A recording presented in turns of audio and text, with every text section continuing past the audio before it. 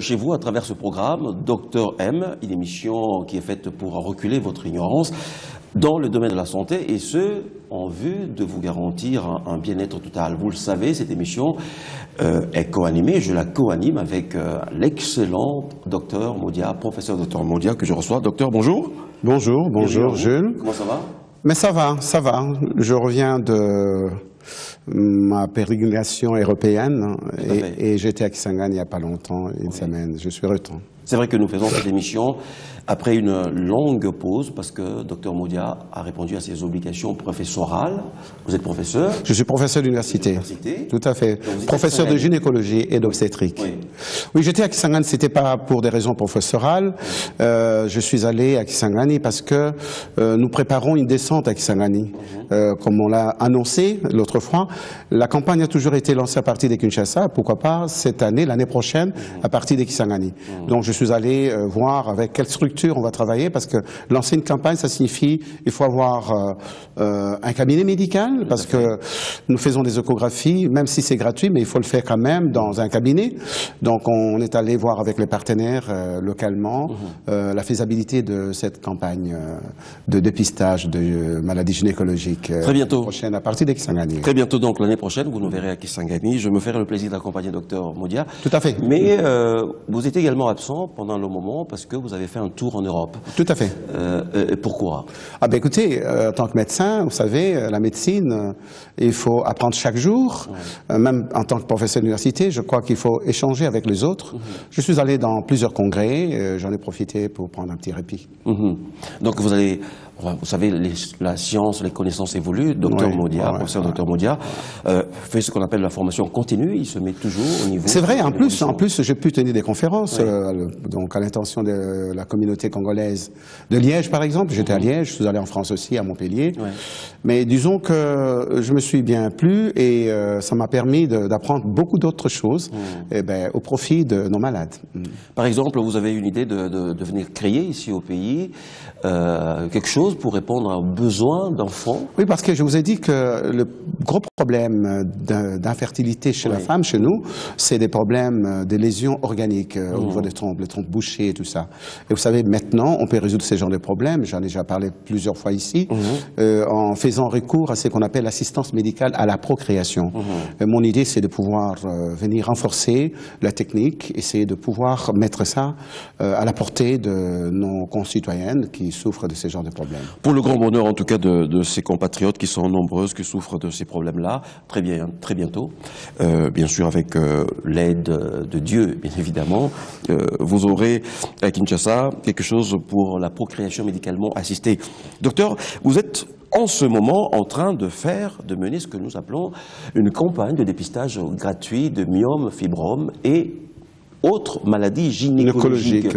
Alors, on a démarré cette campagne, vous avez démarré cette campagne... Depuis le mois de mars. Depuis le mois de mars. Oui, c'est le mois de la femme, comme d'habitude. J'ai reçu beaucoup de questions autour de cette campagne de dépistage. Parlons-en. Cette campagne continue jusqu'à quand? Eh bien, cette année, on a prolongé jusqu'au mois de juin, 15 juin. À moins qu'il y ait encore une autre demande, on pourrait peut-être aller jusqu'à la fin du mois de juin. Rappelons que cette campagne se fait sur 2 sites. 2 sites ici à Kinshasa. C'est la clinique des Anges Yaouma, donc dans la commune de Kassavubu, direction Assosa, au numéro 49. Donc là, c'est tout le mercredi et jeudi matin. Et puis, il y a un autre site, c'est sur la route de Matadi, dans notre grande clinique VIP, donc en météo.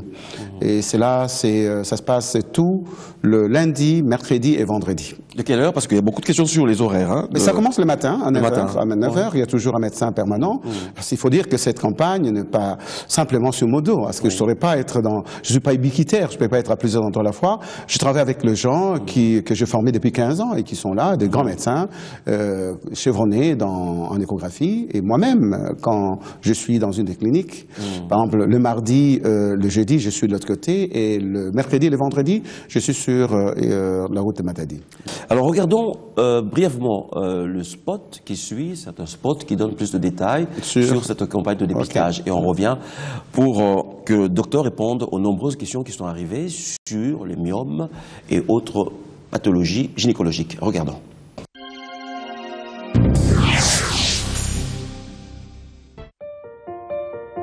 Les myomes et kystes ovariens sont l'une des principales causes de la morbidité et de la stérilité chez la femme congolaise.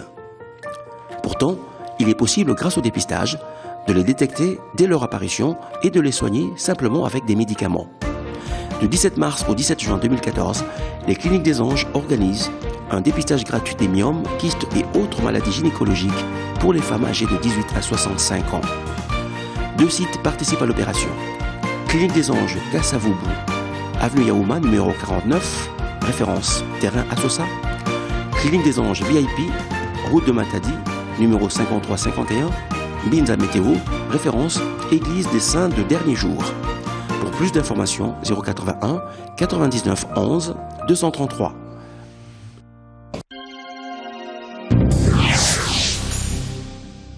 Retour sur ce plateau. Première question, docteur. Je suis attentivement votre émission et surtout celle de docteur M, docteur Modia.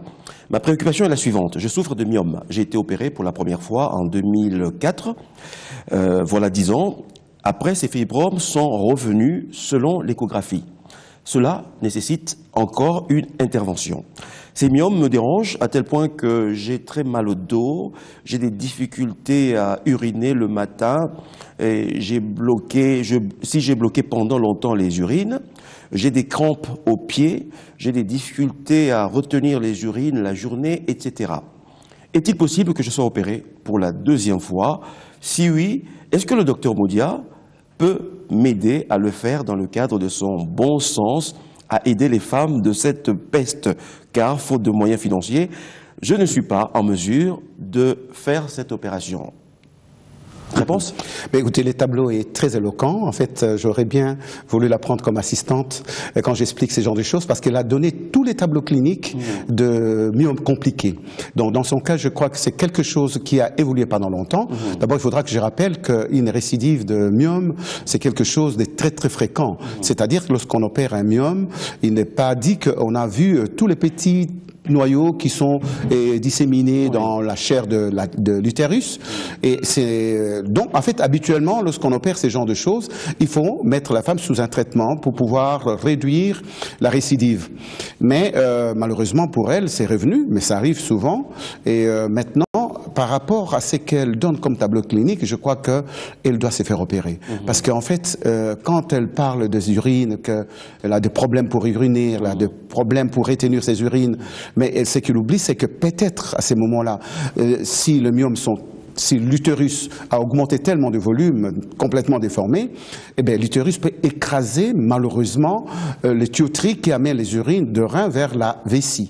À ces moments-là, elle est en train de mettre ses reins en danger et on peut aller jusqu'à une insuffisance chronique. À ces moments-là, c'est mortel. Donc, il faudra qu'elle vienne voir le docteur Modia. Le docteur Modia peut l'aider. Donc, je crois qu'elle a bien raison de le dire. Nous opérons tout le monde en fonction de leurs moyens et nous opérons également ceux qui n'ont pas de moyens, à condition qu'on nous achète ne fût-ce qu'une trousse chirurgicale. Mais il faut dire que si nous le faisons au cas par cas. Il ne faut pas que toute la terre vienne, nous ne saurons pas faire face. Mais pour elle, et qu'elle vienne d'abord nous voir, nous allons évaluer le cas et voir dans quelle mesure on peut lui rendre les services qu'elle est en train de solliciter. Très bien, elle a donné son numéro de téléphone, je vous appellerai tout à l'heure. Et bien sûr, je vais vous mettre en contact directement avec docteur Modia. Autre question. Bonjour docteur, c'est Louis Kalala à Limité. Docteur, veuillez m'expliquer ces mots. Impuissance sexuelle, faiblesse sexuelle, éjaculation précoce. Est-ce que docteur, la médecine moderne peut traiter l'impuissance sexuelle? Commençons par l'impuissance sexuelle. Qu'est-ce que c'est une impuissance sexuelle? C'est le fait qu'on arrive difficilement à se mettre en érection. Donc, pour avoir des rapports sexuels avec une partenaire, parce qu'on parle des hommes, eh bien, il faut que la verge, le pénis se mette en érection, c'est durcisse. Hein. Et quand on n'arrive pas à ces résultats-là, parfois on a un résultat, mais qui ne dure pas longtemps, on peut parler de faiblesse. Et lorsqu'on n'arrive pas du tout à avoir une érection, on peut parler d'une impuissance complète. L'éjaculation précoce, c'est en fait un rapport sexuel bien mené. La durée normale peut se situer entre 5 à 10 minutes. On considère même que 3 minutes d'érection pour quelqu'un qui n'a pas eu de rapport pendant longtemps, eh bien, c'est acceptable. Mais parfois, on n'a pas le temps de faire 30 secondes. Et quand on arrive à pouvoir éjaculer juste après 30 secondes, après 1 minute, eh bien, on parle à ces moments-là de ce qu'on appelle une éjaculation précoce. Et tout ça, ça peut se soigner. Et puis, il faudra donc rechercher la cause. Si on recherche la cause, on trouve bien la cause, on peut bien trouver une solution momentanée ou parfois définitive. Ça dépend de l'origine de cette impuissance ou de ces éjaculations précoces. Beaucoup de questions autour de la sexualité. Sachez que Dr Moudia a mis en vente un certain nombre de coffrets, dont un coffret autour de la sexualité masculine. Regardez cette panoplie de coffrets que vous pouvez bien sûr commander par téléphone. Et puis nous revenons ici pour continuer à poser des questions au Dr Moudia. Regardons.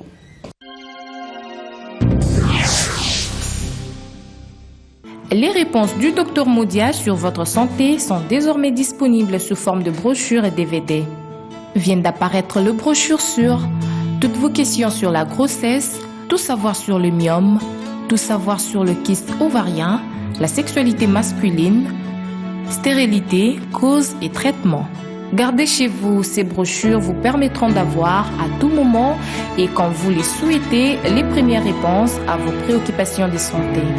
Chaque thème est traité dans 2 supports différents, une brochure et un DVD qui démontrent la partie du corps traitée avec images et illustrations. Disponible en français et lingala, l'ensemble constitue un coffret. Commandez votre coffret aujourd'hui même et bénéficiez d'une remise de 50% sur le prix de vente. Pour toute commande, choisissez votre brochure et envoyez-nous un SMS au 081 99 11 233.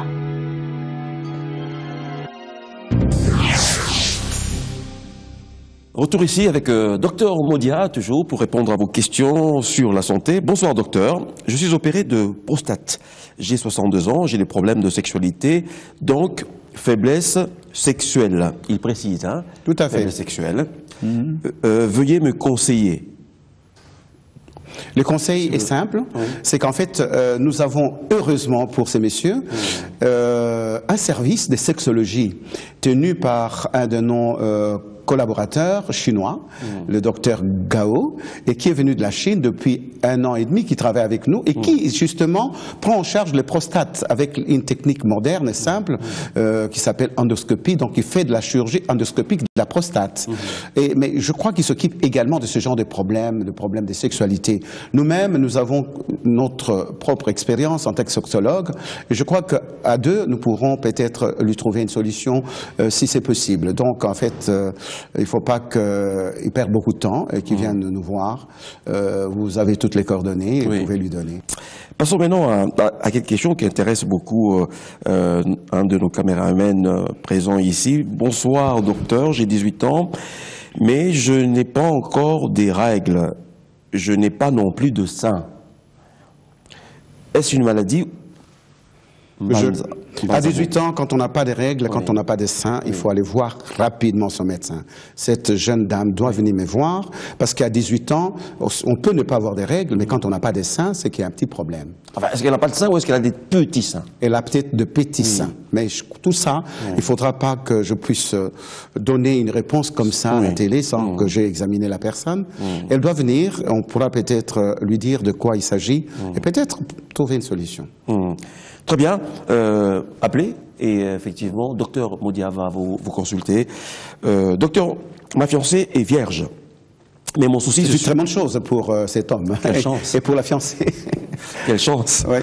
Oui, vous savez que ici dans cette émission, nous faisons la promotion... De la virginité. De la virginité. Oui, c'est vrai. C'est vrai. Oui. En plus, par le temps qui court, une jeune dame n'a pas besoin d'aller pouvoir chercher les hommes. Très bien. Non, pas besoin de les connaître avant le mariage.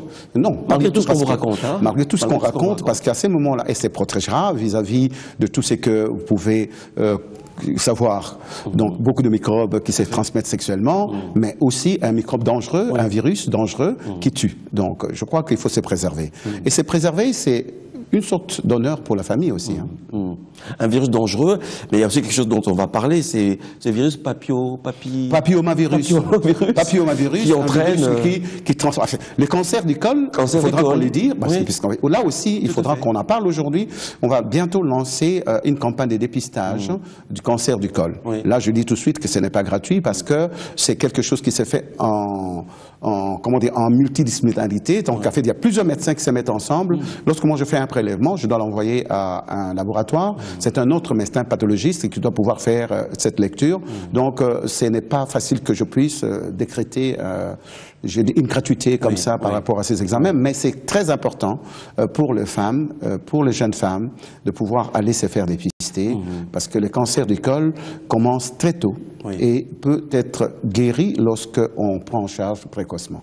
On a parlé du cancer de l'utérus, parce qu'on a évoqué la virginité. On a évoqué la virginité, mais moi je crois dire que le cancer de l'utérus est quand même une maladie sexuellement transmissible. Transmissible.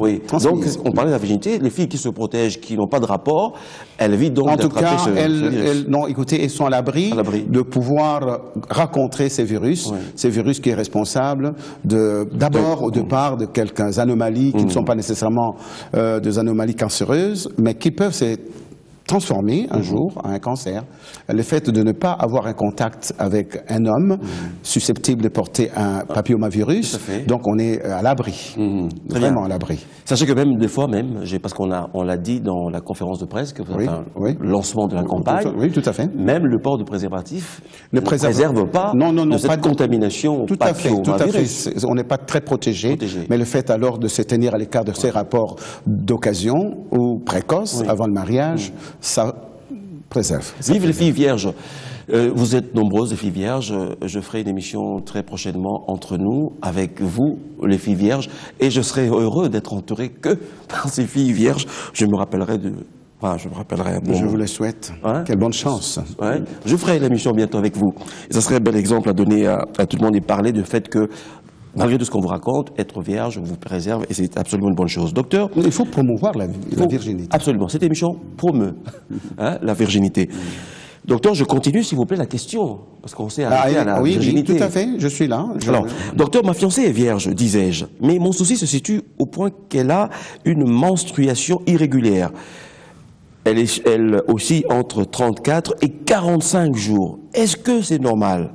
Je me demande comment je ferai une fois mariée pour éviter les grossesses indésirables.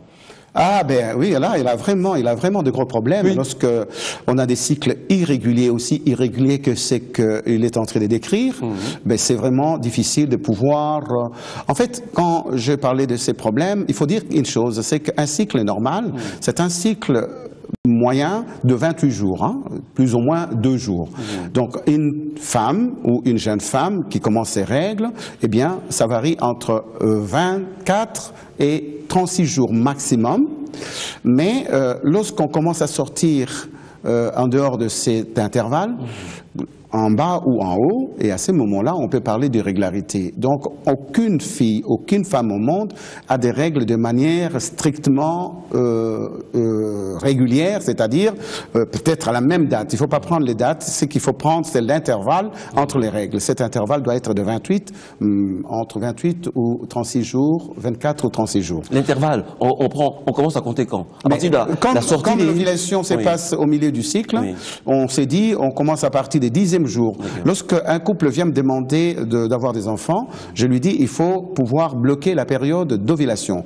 On parle plus de jours d'ovulation parce que ça peut changer, mais la période d'ovulation va du 10e au 18e jour. Cette période-là, même quand on a des cycles assez irréguliers, assez qui dansent, mais à ces moments-là, on peut pouvoir caler le 10e et le 18e jour. Ce sont des jours où on peut avoir des enfants. Mais si on ne veut pas en avoir, il faut éviter justement cette période-là.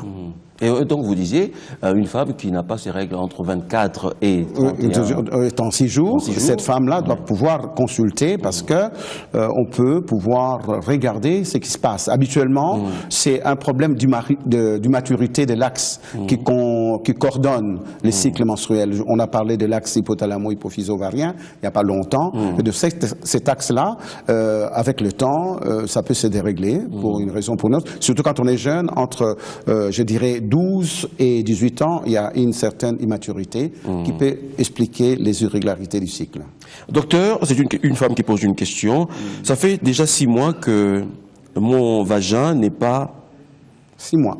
6 mois. N'est pas sec, c'est-à-dire nakomi komona ba mai na vagin ngai. Et qu'est-ce que je peux faire, s'il vous plaît? Mon mari est fatigué de moi. Bon. Mais écoutez, avant que le mari ne se fatigue, qu'elle ne perde pas son temps, qu'elle vienne voir son médecin. Parfois, c'est une inflammation banale qu'on peut soigner. S'il y a une autre raison, on trouvera. Donc, c'est à elle de venir voir son médecin. Il n'y a pas besoin de passer son temps à se plaindre, alors qu'il y a des gens qui sont là pour vous aider à tout moment. Donc, que le mari ne se fatigue pas encore, que cette femme vienne voir un médecin. Si elle veut voir le docteur Modia est tout à fait disponible et accessible. Salut docteur, j'ai des petites douleurs au sein droit. Qu'est-ce que ça peut faire? S'il y a des douleurs dans le sein, il faut venir voir son médecin. Surtout des douleurs unilatérales d'un côté.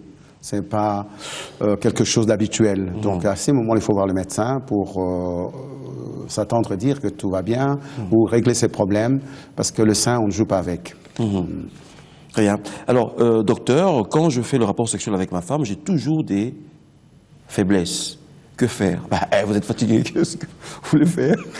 Non, je crois que si on fait des rapports rapprochés, et si on a 10... ou 15 rapports par semaine, donc c'est déjà beaucoup. À un moment donné, le corps refuse. Mais s'il y a un autre problème sous-jacent, à ces moments-là, il faut voir le médecin qui pourra dire ou redresser les tirs. Bonjour docteur, je suis votre émission à TV Bio1. Je suis gradué en sciences infirmières, orientation hospitalière, mais chômeur. Dans votre ONG, vous n'organisez pas de formation sur la sexologie et autres? Il s'appelle Hugues Liengi, à Limité 7e rue résidentielle. Mais des formations, je crois qu'il y a ce qu'on appelle une formation continue dans toutes nos structures. En fait, il y a beaucoup de gens qui s'étonnent que depuis 20 ans, nous avons formé autant d'infirmiers, autant de médecins. Bon, ce n'est pas encore une université officielle. C'est peut-être à ça qu'on va arriver un jour. Mais dans notre organisation, il y a une formation continue. Et nous parlons de la sexualité, nous parlons de toutes les autres pathologies gynécologiques et toutes les autres pathologies médicales, parce que les cliniques des anges ne sont pas que des cliniques gynécologiques. Nous travaillons avec d'autres collaborateurs, d'autres collègues d'autres spécialités et qui viennent se joindre à nous pour régler les problèmes de Congolais qui posent ce genre de problèmes. Il faut dire que, docteur, vous êtes quelqu'un de très méticuleux. Je vous vois faire avec votre équipe. C'est vrai que vous ne laissez rien au hasard et vous pouvez paraître un peu dur avec vos infirmières parce que vous exigez. Ah oui, c'est chaque matin. Chaque matin, il y a une réunion du matin. Nous posons des questions. Parce que vous savez, nous avons en médecine en général, quel que soit, pas seulement chez nous, chaque matin, le médecin se réunit avec les infirmiers pour passer en revue le cas de maladie ou des personnes qui sont venues. S'il y a un décès, par exemple, c'est tout un tribunal le matin parce qu'on doit savoir pourquoi cette personne est morte. Parce qu'en fait, en médecine, nous n'avons pas l'obligation des résultats. Ça, c'est Dieu. Mais nous avons l'obligation de moyens. Nous posons toujours des questions. Qu'est-ce que tu aurais dû faire pour que cette personne ne meure pas? Donc ça, c'est vraiment très strict. Donc nous sommes très, très sévères parce qu'il s'agit de la matière la plus précieuse que Dieu ait créée. Donc il ne s'agit pas de la mécanique. Donc il faut faire attention. Bonjour docteur. J'ai accouché il y a 2 mois depuis que commencé à allaiter. Bon. J'ai accouché il y a 2 mois et depuis que j'ai commencé à laisser, vous allez reformuler, à allaiter, j'ai des petites plaies sur mes seins. Que dois-je faire?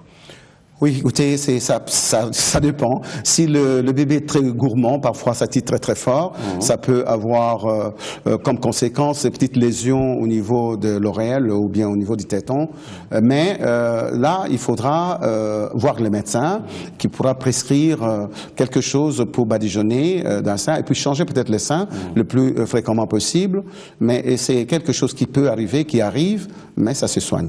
C'est un bébé qui mord hein, déjà. Donc, normalement, ils n'ont pas de dents, mais quand ça titre très fort, ça suffit parfois que le lait n'est pas, le débit de lait n'est pas assez important pour le bébé. Il veut tirer.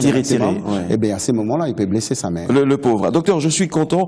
Vous avez parlé de Kisangani, le fait que on ira certainement l'année prochaine à Kisangani, et vous avez fait des jaloux.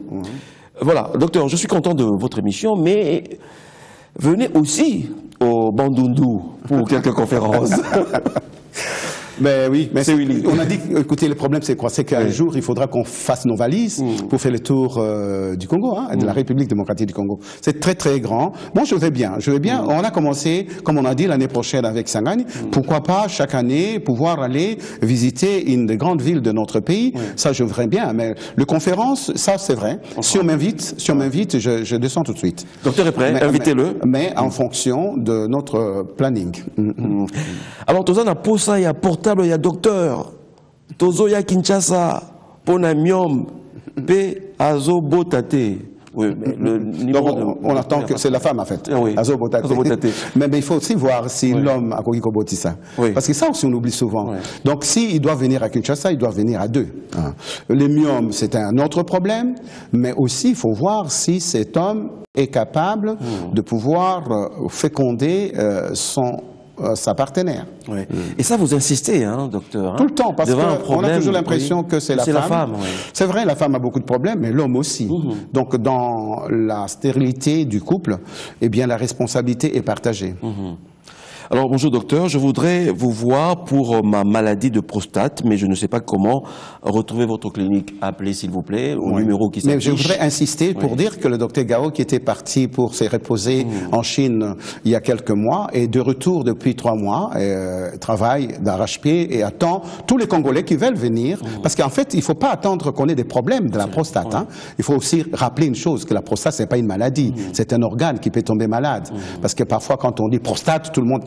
Azan a prostate, oui. Qui n'a pas de prostate? Tout le monde a une prostate, mais aujourd'hui, nous avons la chance d'avoir ces médecins chinois qui travaillent à la clinique des anges VIP et qui opèrent à longueur de journée ces prostates parce que c'est une intervention délicate et parfois dangereuse, mais avec cette technique endoscopique, eh bien, ça se passe en peu de temps, 45 minutes, 1 heure maximum, et avec moins de saignements. Et au bout de 3 jours, la personne sort pour complètement guérie, donc sans problème.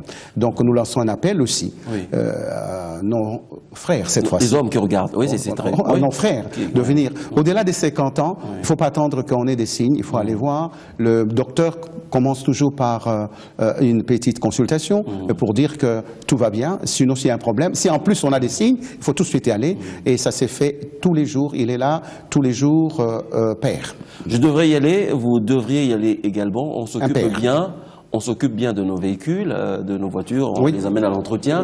Je crois qu'à partir d'un certain âge, c'est vrai... Considérons ces corps comme étant un gros véhicule. Voilà. La prostate travaille beaucoup. Hein. Maintenant qu'on parle de contrôle technique, il faut aussi avoir un contrôle technique de la prostate. Allons voir docteur Gao pour ce contrôle technique de la prostate. Et s'il nous dit que tout va bien, la machine fonctionne bien et qu'on n'a pas de soucis, tant mieux. Mais s'il décèle quelque chose et qu'on peut prévenir et donner des médicaments pour que ça... C'est vrai. Il n'y a pas que la chirurgie, il y a aussi les médicaments, ça dépend de la gravité du problème. Oui, docteur, voilà, cette demi-heure est passée très vite. Écoutez, qu'est-ce que vous voulez? On a beaucoup de questions et je crois qu'on aura certainement un autre moment pour pouvoir partager avec nos sœurs et frères. On aura certainement ce moment-là. Maintenant que vous êtes revenus et que nous allons multiplier des émissions, nous avons promis cette nouvelle saison de Dr M. Oui, tout à fait. Nous avons promis que nous vous accompagnerons et que nous vous donnerons plusieurs nouveautés. Vous les aurez, vous verrez notamment Docteur Modia présenter carrément cette émission. Je vais m'éclipser petit à petit, docteur. Oh mon Dieu, mais quelle horreur. Mais c'est vrai, à ce moment-là, je me ferai accompagner des autres collègues, tout à fait. des autres domaines, parce qu'il n'y a pas que la gynéco, il n'y a pas que l'obstétrique. Mais écoutez, la médecine, elle est vaste. Chacun de nous a besoin d'avoir l'information qu'il faut pour reculer l'ignorance, comme vous avez dit, et puis, comme on dit, sauver notre peuple. Absolument. Parce qu'on dit notre peuple meurt faute de connaissances. Donc c'est ça. Donc votre émission, c'est quelque chose de salutaire. Merci beaucoup, en tout cas, docteur. Vous faites quelque chose d'important pour cette population. Merci de votre fidélité. On se retrouve la semaine prochaine avec Docteur Modia pour continuer à répondre à vos questions, également pour parler en profondeur d'un thème bien précis. À bientôt. Au revoir. Merci.